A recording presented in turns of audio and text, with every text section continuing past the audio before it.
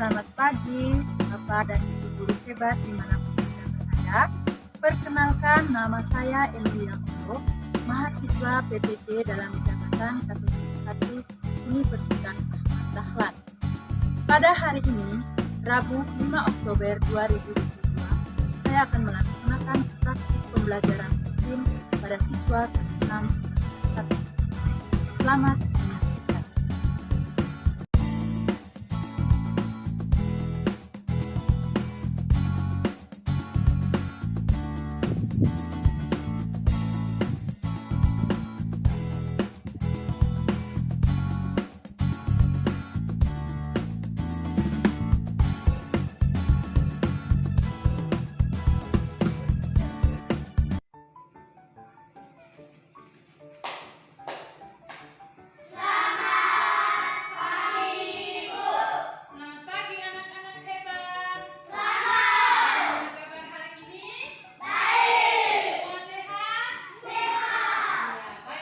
Sebelum kita memulai pelajaran kita hari ini, sebagai insan beriman, biasanya kita awali dengan berdoa.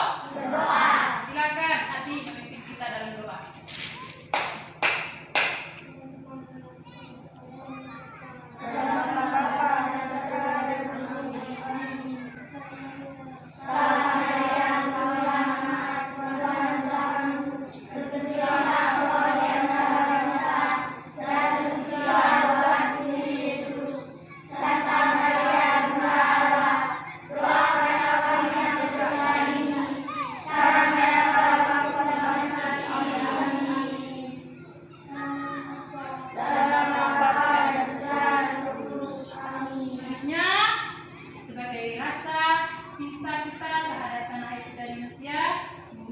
Nasionalisme kita akan menyanyikan lagu yang berjudul Berkibarlah Benderaku. Selamat!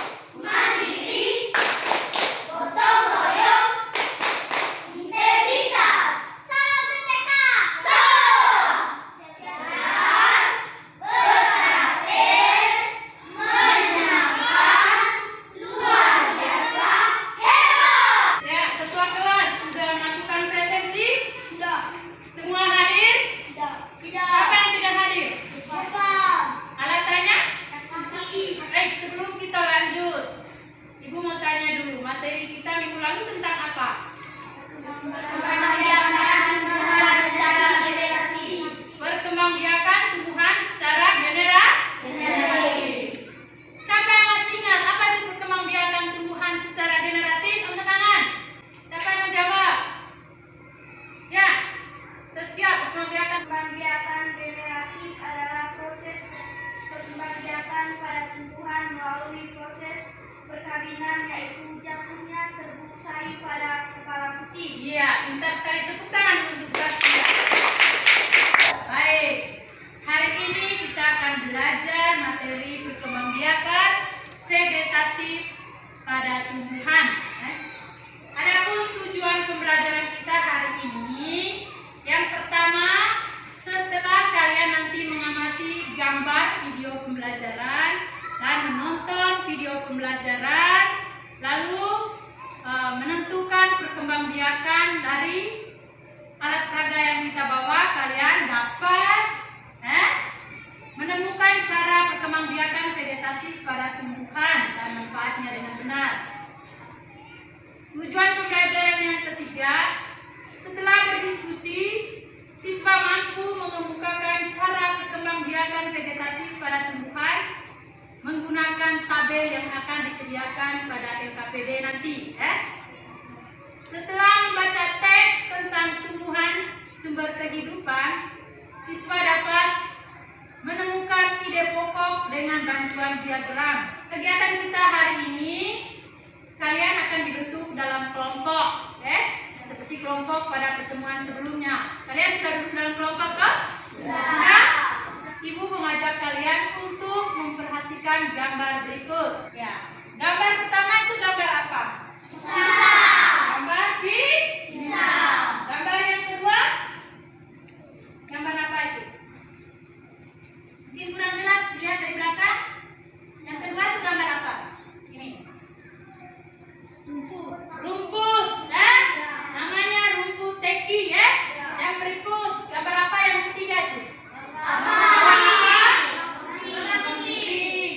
Gambar yang keempat, gambar apa? Jahe atau halia. Nah, sekarang karena kalian sudah tahu jenis tanaman itu tanaman apa, siapa yang tahu gambar pisang yang pertama itu kira-kira dia berkembang biak dengan cara apa? Cara tunas. Kenapa dia berkembang biak dengan cara tunas? Kenapa sampai kalian bisa mengatakan bahwa pisang itu dia berkembang biak dengan cara tunas? Ada yang tahu? Nah, baik. Anak-anak, ada yang bawa anakan pisang kecil mungkin ada? Ada. Nah, kemarin ibu sudah sampaikan bahwa ya, Abi dengan guys maju.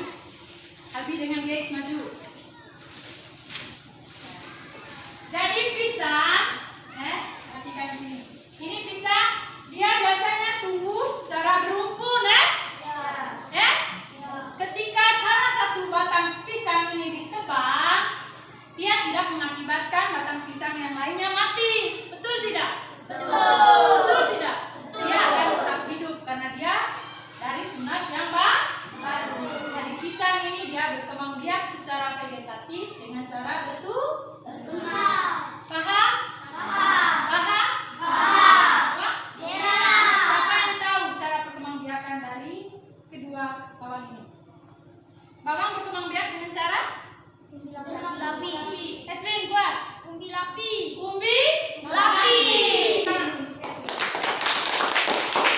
Bawang berkembang biak dengan cara umbi lapis. Baik, untuk memperjelas materi yang kita pelajari, yang kita bahas, Ibu mengajak kalian untuk menonton video pembelajaran berikut. Sayuran dan buah-buahan yang kamu makan membuat tubuhmu sehat. Selain itu, kamu akan memiliki cukup energi untuk melakukan aktivitas. Akan tetapi, makanan yang kamu makan saja tidak cukup. Kamu perlu berolahraga untuk membuat badanmu sehat dan kuat. Tumbuhan, selain berkembang biak dengan cara generatif, juga berkembang biak dengan cara vegetatif. Bagaimana berkembang biakan vegetatif pada tumbuhan? Ayo kita cari tahu. Nanas berkembang biak dengan cara vegetatif. Pembibitan tunas dapat dilakukan untuk mengembangbiakannya. Bawang merah memiliki bentuk berlapis yang di tengahnya akan tumbuh tunas. Umbi lapis terdiri atas daun yang tumbuh melapisi batang dan membengkok di dalam tanah. Pohon pisang berkembang biak dengan cara membentuk anak pisangan pohon yang disebut dengan tunas. Tahukah kamu apa yang dimaksud dengan perkembangbiakan secara vegetatif? Perkembangbiakan secara vegetatif adalah cara berkembangbiak suatu makhluk hidup yang terjadi tanpa melalui perkawinan. Makhluk hidup baru tumbuhan berasal dari tubuh induknya tersebut. Itulah yang dimaksud dengan perkembangbiakan secara vegetatif. Beberapa tumbuhan ada yang berkembang biak secara vegetatif. Perkembangbiakan secara vegetatif terjadi tanpa adanya peleburan antara sel kelamin jantan dan sel kelamin betina. Perkembangbiakan secara vegetatif bertujuan untuk menghasilkan tumbuhan baru atau tumbuhan dengan sifat baru. Perkembangbiakan vegetatif dapat terjadi secara alami maupun secara buatan. Nah, sekarang Ibu akan memberikan contoh perkembangbiakan secara vegetatif alami. Yang pertama adalah tunas. Tunas atau bertunas menurut Wikipedia artinya membentuk Reproduksi aseksual di mana organisme baru tumbuh pada satu sama lain. Organisme baru tetap melekat seiring dengan pertumbuhan, memisahkan dari organisme induk hanya ketika matang. Contohnya adalah tebu, pisang, dan bambu. Itulah contoh perkembangbiakan dengan tunas.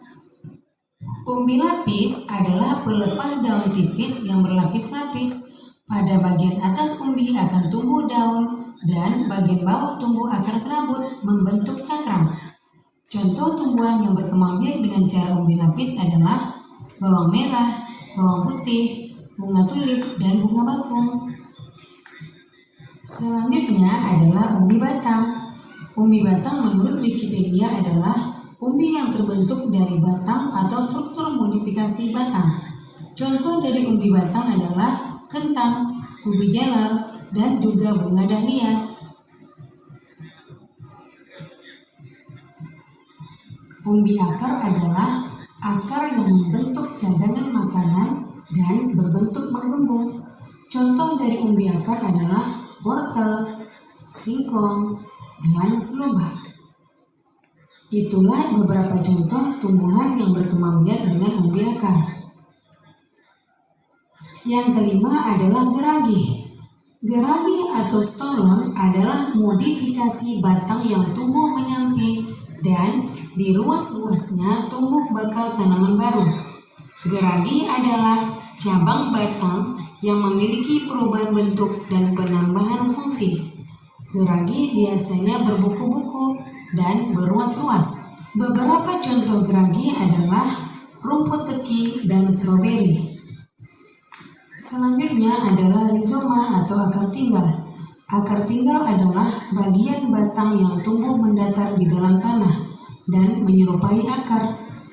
Akar tinggal atau rizoma adalah bagian batang yang tumbuh mendatar di dalam tanah dan menyerupai akar. Batang-batang berruas-ruas dan di setiap ruas dapat tumbuh tunas. Jika kita memotongnya dengan menyertakan ruasnya, kemudian kita tanam, potongan batang tersebut menjadi individu baru. Di ruas akan tumbuh tunas dan semakin lama semakin membesar. Sudah? Sampai di sini paham? Paham? Baik. Jadi selain yang Ibu jelaskan di gambar tadi, masih ada tanaman atau tumbuhan yang kita temukan dalam kehidupan kita sehari-hari yang kita tahu cara perkembangbiakannya, seperti kunyit tadi, kunyit atau lengkuas, halia atau jahe. Itu kalian harus bisa tahu bagaimana cara perkembangbiakannya dari penjelasan tadi. Sampai di sini paham? Masih semangat? Masih. Semangat. Tepuk semangat 1. Ayo. Bersemangat. Oke, yes. Sekarang kita masuk pada pembelajaran bahasa Indonesia. Menemukan ide pokok, bagaimana menemukan ide pokok dalam teks bacaan atau teks hasil laporan pengamatan. Teks laporan hasil pengamatan atau observasi adalah teks yang berisi penjabaran atau melaporkan sesuatu berupa hasil pengamatan berdasarkan kriteria tertentu seperti ciri, bentuk atau sifat umum suatu objek atau peristiwa yang terjadi di alam semesta kita. Bagaimana kira-kira cara menentukan ide pokok suatu bacaan? Perlu kamu ketahui apa itu ide pokok? Siapa yang bisa baca di papan itu? Apa itu ide pokok? Ciro, silakan baca. Ide pokok adalah ide pokok adalah inti dari sebuah paragraf yang biasanya berbentuk kalimat yang terdapat di awal paragraf. Baik, untuk memperjelas, Ibu minta kalian mengamati video berikut. Sekarang kita masuk ke pelajaran bahasa Indonesia. Bacalah teks berikut ini. Tumbuhan sumber kehidupan. Indonesia adalah negara kepulauan yang terletak di garis khatulistiwa. Indonesia memiliki dataran tinggi, dataran rendah, dan perairan. Dataran rendah adalah daratan yang memiliki ketinggian 0 sampai 200 meter di atas permukaan laut. Hampir semua ibu kota provinsi di Indonesia terletak di dataran rendah. Tumbuhan di dataran rendah adalah padi, palawija, dan tebu. Wilayah pantai termasuk dataran rendah. Indonesia memiliki banyak pantai karena negara kita terdiri atas ribuan pulau. Tumbuhan di wilayah pantai adalah kelapa, bakau, dan ganggang. Dataran tinggi adalah daratan luas dengan ketinggian lebih dari 200 meter di atas permukaan laut. Beberapa dataran tinggi di Indonesia adalah dataran tinggi Dieng, dataran tinggi Malang, dan dataran tinggi Tengger, dataran tinggi Alas, dan dataran tinggi Bone. Jenis tumbuhan di dataran tinggi adalah teh, kopi, cengkeh, buah-buahan, dan sayuran. Nah, setelah kamu membaca teks tadi, maka isilah diagram berikut ini berdasarkan informasi dan ide pokok dalam bacaan tadi. Kembangkan informasi. Kuminta kalian duduk dalam kelompok. Sudah?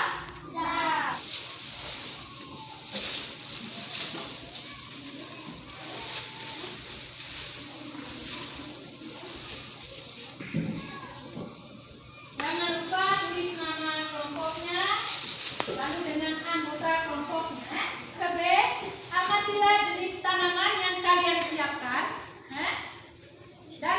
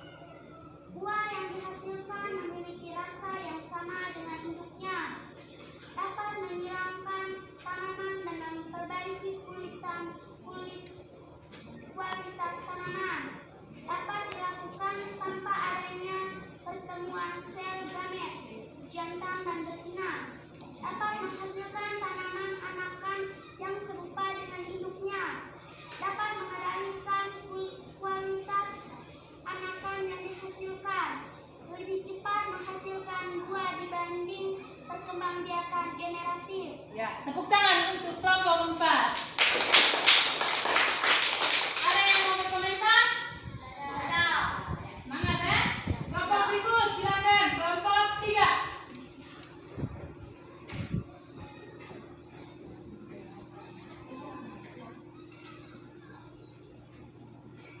Selamat pagi teman-teman. Saya akan membacakan hasil diskusi kelompok 3. 1. Indonesia adalah negara kepulauan.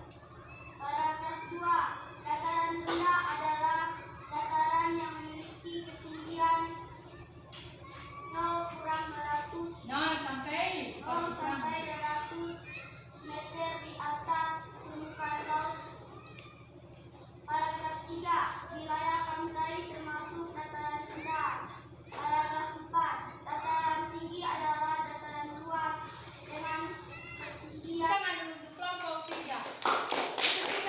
Dari hasil kegiatan pengamatan kalian, diskusi dalam kelompok, kalian sudah mengerjakannya dengan sangat baik. Semua kalian aktif. Baik.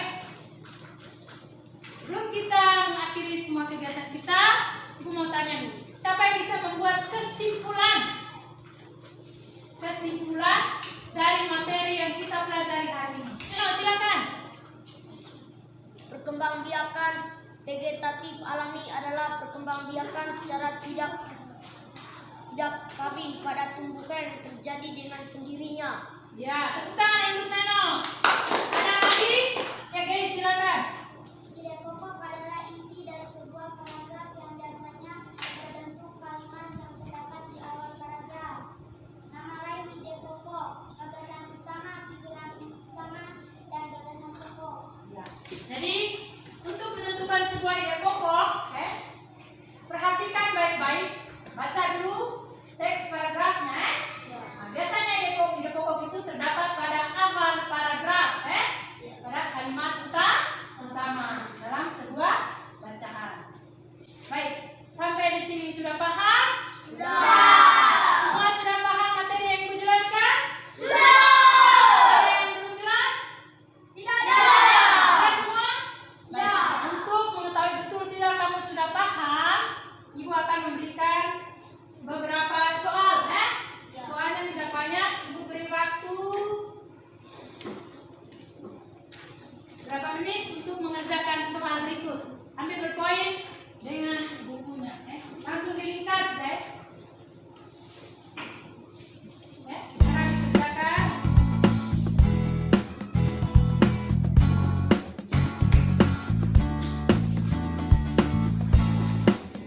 Ya, boleh diskusi. Ini mau mengukur betul tidak kamu paham materi yang Ibu ajar ya.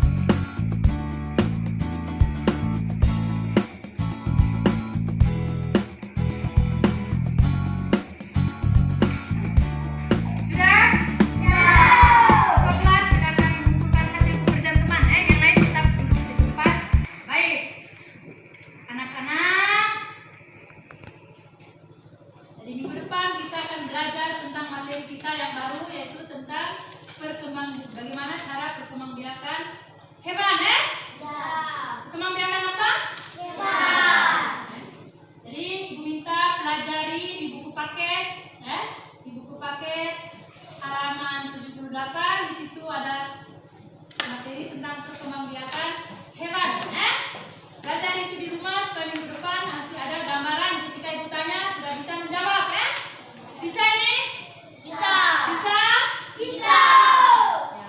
Sebelum kita mengakhiri kegiatan kita hari ini, kalian menyanyi tidak? Mau.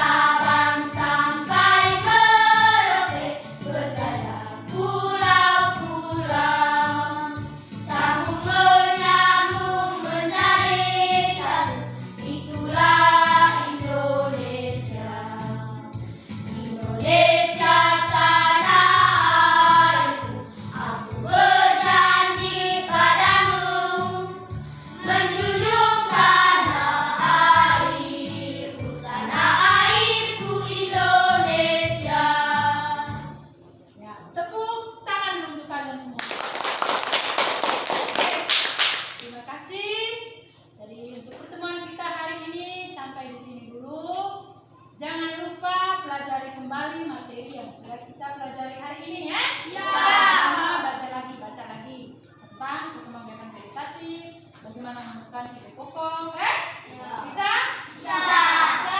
Bisa? Sekarang sebelum kita pulang, diminta satu orang berpimpin doa. Gerti, silakan.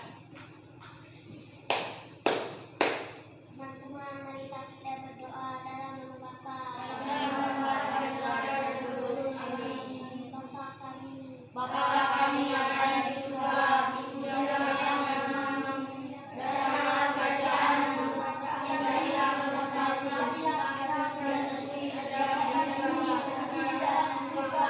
Berikanlah kami rezeki kita hari ini, dan ampunilah kesalahan kami, seperti kami pun mengampuni kami, dan janganlah kita kami cobaan, tetapi bebaskanlah kami dari jahat.